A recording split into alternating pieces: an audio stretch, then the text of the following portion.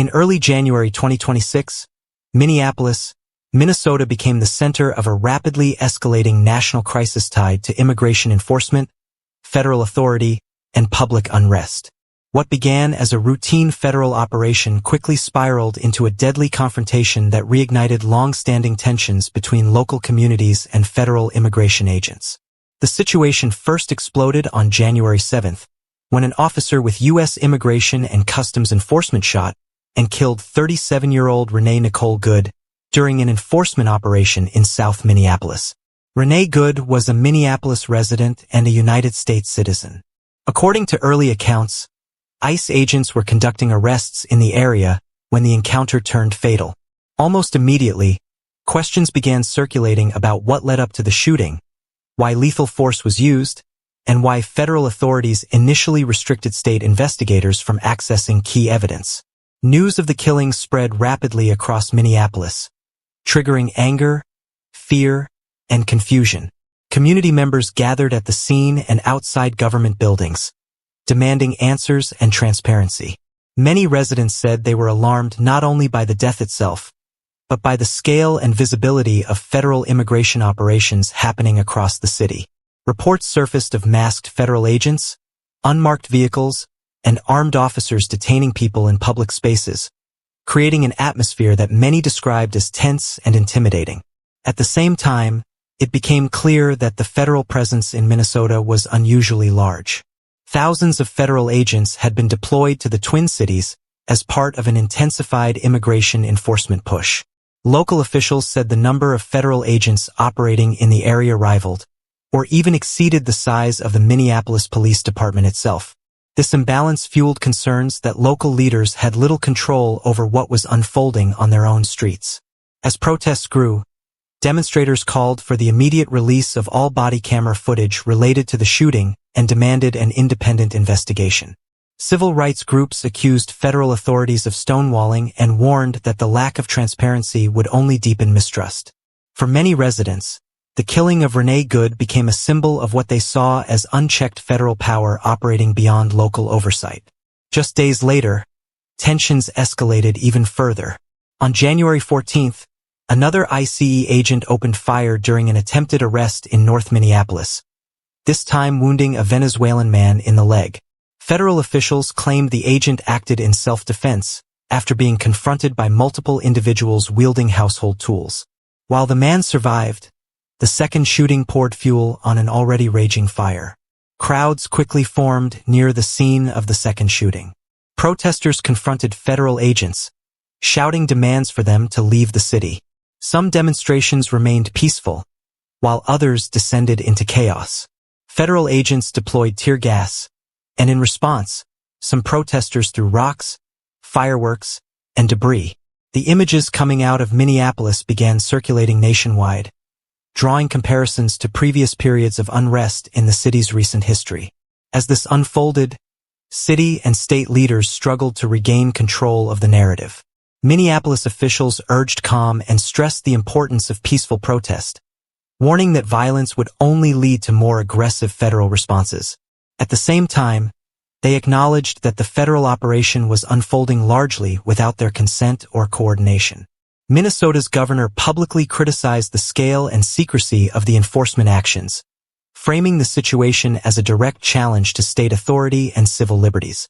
By mid-January, Minneapolis was no longer just dealing with protests. It was facing a constitutional showdown. The conflict had evolved into a broader debate over immigration enforcement, the use of force by federal agents, and the limits of presidential power. Across the city, residents braced for what might come next as federal officials signaled they had no intention of backing down. And if you remember when this story first broke, we covered the early developments on this channel as events were still unfolding. What's happening now is the escalation few people expected, and it connects directly to other major cases and federal confrontations we've documented here before. As night fell over Minneapolis, protests continued, federal vehicles patrolled the streets, and the nation watched closely.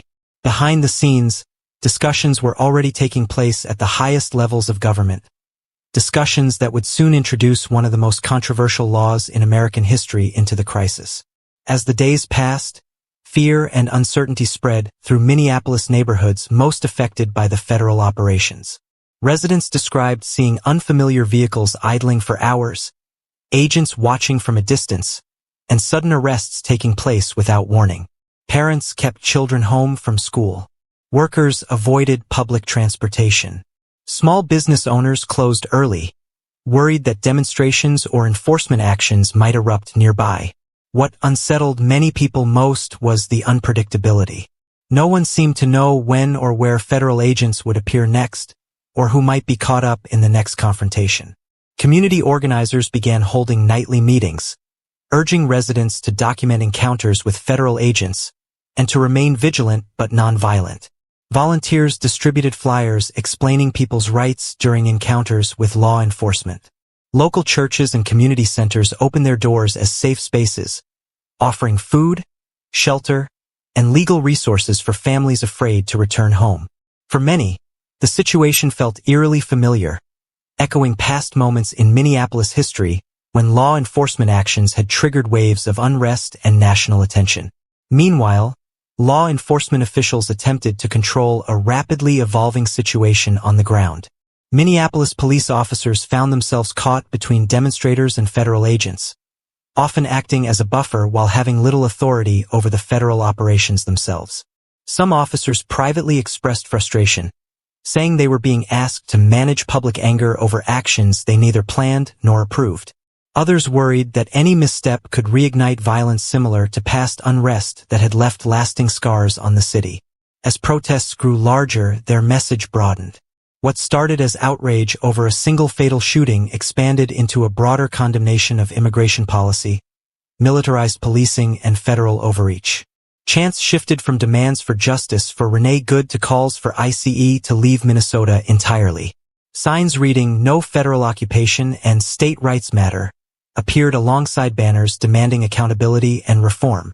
The protests drew a diverse mix of participants, including longtime immigration activists, civil rights advocates, students, faith leaders, and residents who had never protested before. National media coverage intensified, broadcasting images of crowds facing off against armored federal agents under flashing lights. Commentators debated whether the federal response was necessary or dangerously excessive. Supporters of the operation argued that federal agents were enforcing the law and facing hostile resistance. Critics countered that the show of force was escalating tensions unnecessarily and placing civilians at risk. The debate quickly hardened along political lines, turning Minneapolis into a symbol of a much larger national divide. Behind closed doors, Minnesota officials scrambled to understand the full scope of the federal deployment. Requests for detailed briefings went unanswered or were met with limited information. State leaders accused federal agencies of operating with secrecy and ignoring established coordination protocols. Legal teams began preparing potential court challenges, arguing that federal actions were undermining state sovereignty and violating constitutional protections. As tensions continued to rise, rumors began circulating that the federal government was considering even more drastic measures. Unconfirmed reports suggested that additional federal personnel were on standby and that military resources could be mobilized if unrest spread further. While federal officials declined to comment publicly, the mere possibility sent shockwaves through the city. For residents already on edge, the idea of soldiers patrolling Minneapolis streets felt unimaginable and deeply alarming. Late-night demonstrations became a fixture in downtown Minneapolis. Protesters marched through major intersections, blocking traffic and drawing the attention of heavily armed federal units. Flashbangs and tear gas were deployed sporadically, sending crowds scattering before regrouping blocks away. Each confrontation added to a growing sense that the situation was slipping further out of control. Videos posted online showed chaotic scenes that fueled anger both locally and across the country. At the same time, families of those affected by the shootings struggled to process their grief in the public spotlight. Loved ones of Renee Good spoke out, describing her as a hardworking community member whose life had been cut short without justification. They demanded transparency, accountability, and justice, insisting that her death not be reduced to a political talking point. Their pleas resonated with many Minnesotans who felt the human cost of the crisis was being overshadowed by political posturing. As the protests entered their second week, the economic impact began to surface. Businesses reported lost revenue, canceled events, and declining foot traffic. City officials warned that prolonged unrest could have long-term consequences for Minneapolis's recovery and reputation. Yet calls for calm were often drowned out by growing frustration and fear that the underlying issues remained unresolved. Then, the situation took a dramatic turn. During a public address, President Donald Trump directly addressed the unrest in Minnesota, delivering remarks that sent shockwaves through political circles and protest lines alike. The president described the protests as dangerous and lawless, framing them as a threat to public safety and national security. He criticized Minnesota leaders for what he called a failure to maintain order and signaled that federal intervention could escalate if the situation did not improve. Most controversially, the president raised the possibility of invoking the Insurrection Act, a rarely used federal law that grants the president authority to deploy active-duty military forces within the United States under certain circumstances. The mention of the Insurrection Act marked a turning point in the crisis. Almost instantly, reactions poured in from across the political spectrum. Supporters of the president applauded the statement, arguing that decisive action was necessary to restore order and protect federal agents.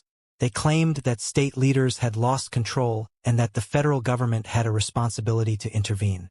Critics, however, warned that invoking the Insurrection Act would represent an unprecedented and dangerous escalation, threatening civil liberties and undermining democratic norms. Minnesota officials responded swiftly and forcefully.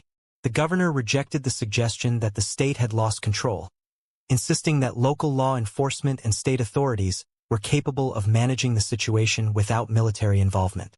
He accused the federal government of inflaming tensions and warned that deploying troops would only worsen the crisis. State attorneys began examining legal options to challenge any such move, arguing that the conditions required to invoke the Insurrection Act had not been met. On the streets of Minneapolis, the president's remarks had an immediate impact. Protesters viewed the threat as confirmation of their fears that the federal government was willing to use extreme measures to suppress dissent. Chants referencing the Insurrection Act echoed through crowds, and signs warning against military occupation became more prominent. Organizers urged participants to remain peaceful, emphasizing that violence could be used as justification for further escalation. At the same time, federal agents appeared to increase their visibility, conducting patrols in larger groups and establishing more checkpoints around key areas. Helicopters hovered overhead late into the night, their presence a constant reminder of the standoff unfolding below. For many residents, sleep became difficult as sirens, shouting, and aircraft noise filled the air. Nationally, the situation dominated headlines and political discussions. Lawmakers debated the legality and morality of deploying troops domestically. Legal scholars weighed in, explaining that while the Insurrection Act grants broad authority, its use carries significant risks and has historically been associated with moments of deep national crisis.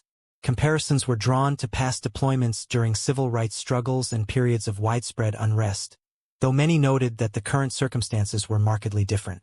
Civil rights organizations issued urgent statements, warning that military involvement in civilian law enforcement could lead to severe abuses and long-lasting damage to public trust.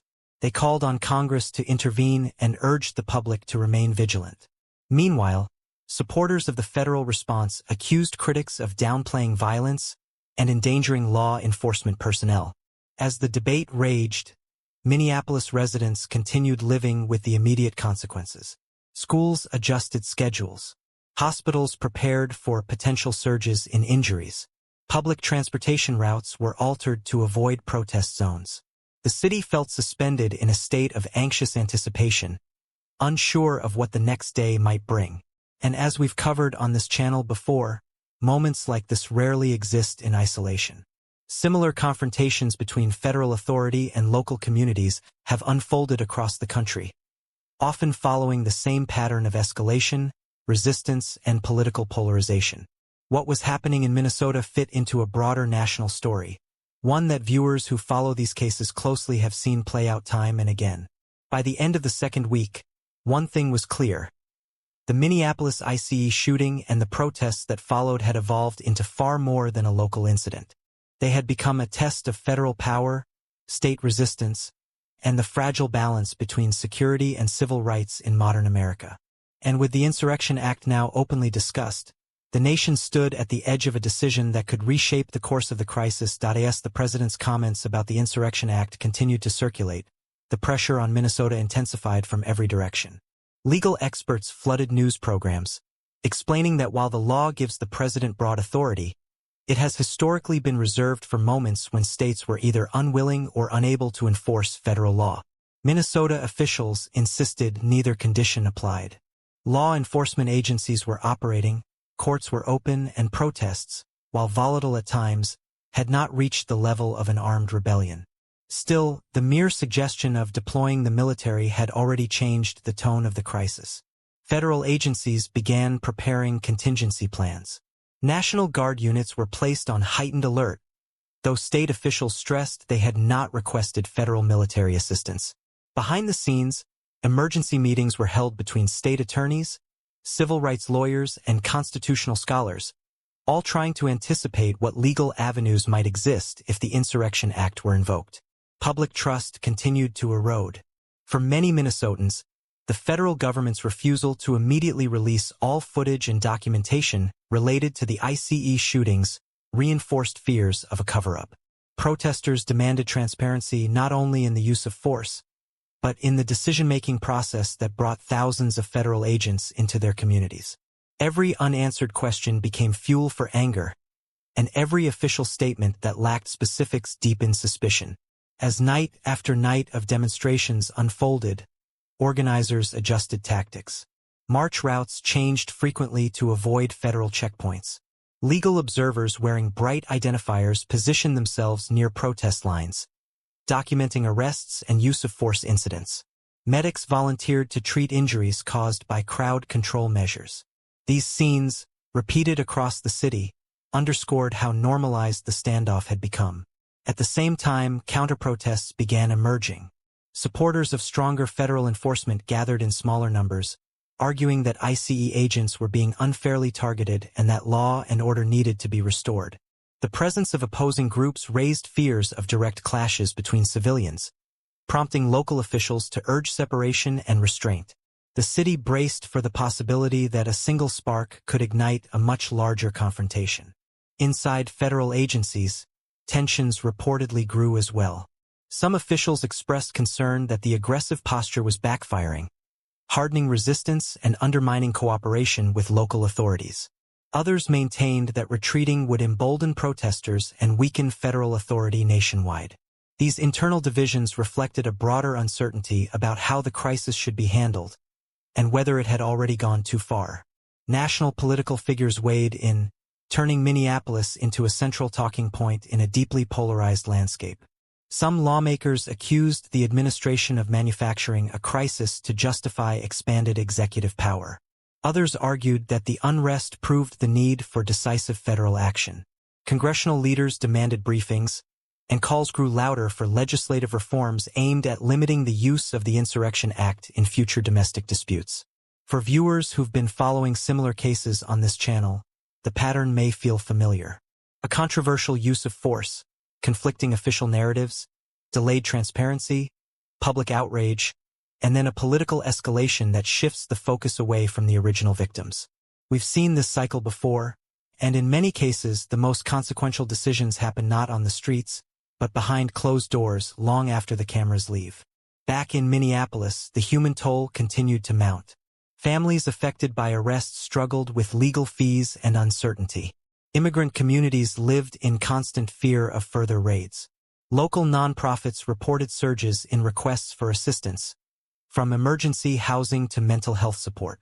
Even residents not directly involved felt the psychological weight of living in a city under constant tension. As days turned into weeks, fatigue set in. Protest attendance fluctuated, but anger remained. Some demonstrators worried that waning numbers would be interpreted as surrender.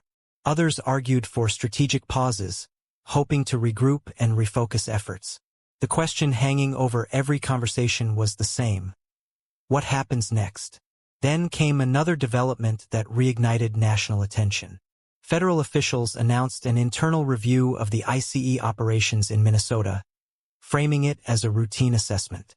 Critics dismissed the move as insufficient, noting that similar reviews in the past rarely resulted in meaningful accountability. Protesters called for independent investigations, not internal ones, arguing that trust could not be restored otherwise. Meanwhile, state leaders advanced legal challenges aimed at limiting federal activity within Minnesota's borders.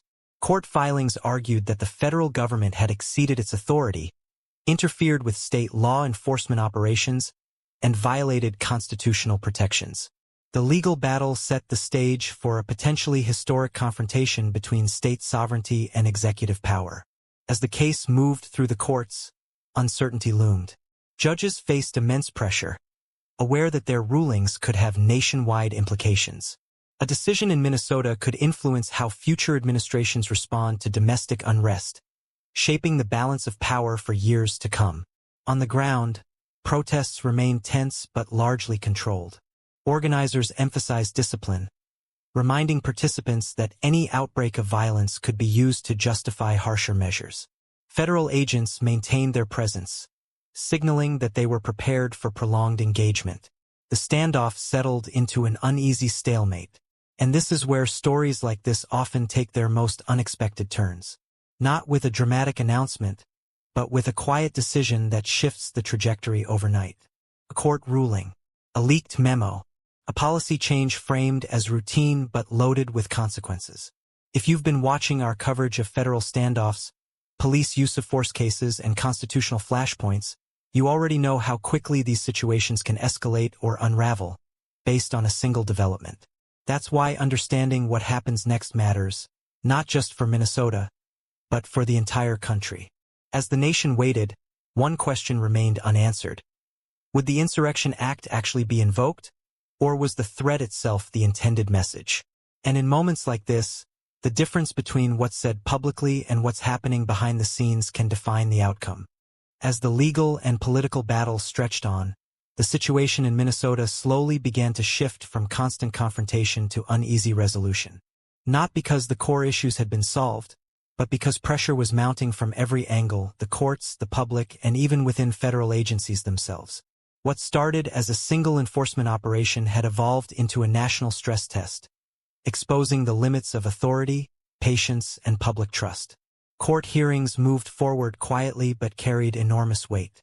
Judges reviewed arguments about federal overreach, state sovereignty, and constitutional protections. While no immediate ruling dismantled the federal presence overnight, the scrutiny alone forced changes behind the scenes. Federal agencies adjusted tactics, scaled back some visible operations, and emphasized coordination, a clear sign that the political cost of escalation was becoming too high. At the same time, public attention began to shift back to the origin of the crisis: the shootings themselves. Pressure intensified for full transparency in the death of Renee Nicole Good. Advocates demanded accountability not just for individual agents, but for the policies that placed them in volatile situations in densely populated neighborhoods. For many Minnesotans, justice for Renee became inseparable from the broader demand for reform. The second shooting, though non-fatal, remained a reminder of how quickly routine encounters could spiral into life-altering events. It reinforced fears that without meaningful change, similar incidents were inevitable. Community leaders warned that trust, once broken, is incredibly difficult to rebuild, especially when armed authority operates without clear oversight. Nationally, the threat of invoking the Insurrection Act faded from headlines, but its impact lingered. Legal scholars noted that even raising the possibility had shifted the boundaries of what Americans considered normal. Critics argued that the threat alone had a chilling effect on protest and dissent. Supporters countered that it restored deterrence. Either way, the moment became a reference point, one that will likely resurface in future crises. In Minneapolis, life gradually resumed its rhythm, though scars remained. Businesses reopened, schools returned to normal schedules, and protest crowds thinned. But conversations about what happened did not disappear. They moved into classrooms, council chambers, courtrooms, and dinner tables. Residents asked hard questions about who holds power, who watches the watchers, and what protections truly exist when federal authority arrives at the local level. For those directly affected, closure remained elusive. Investigations take time, legal battles stretch on, and accountability, when it comes at all, often arrives long after public attention fades. This is a pattern we've seen repeatedly, and one we continue to track on this channel because these stories don't really end when the cameras move on. What happened in Minnesota wasn't an isolated incident. It was part of a larger narrative playing out across the country, where federal power, local resistance, and civil liberties collide. Each case adds another chapter, another precedent, another warning sign. And understanding those patterns is what allows us to see the next crisis coming before it explodes. If you've followed our coverage of similar federal standoffs, police confrontations, and high-stakes constitutional clashes, you know how often the truth reveals itself slowly, piece by piece. The most important details don't always arrive with breaking news alerts. They emerge later, when the noise dies down and the consequences become clear. That's why we keep documenting these stories, not just to report what happened, but to connect the dots others overlook. Because today it's Minnesota. Tomorrow it could be somewhere else entirely. And if you want to stay ahead of stories like this, the real ones, the complicated ones, the cases that don't fit neatly into headlines, make sure you support the channel. Liking the video helps more people see it, and subscribing ensures you don't miss the next deep dive when the next major case unfolds. These stories matter. The patterns matter. And staying informed has never been more important.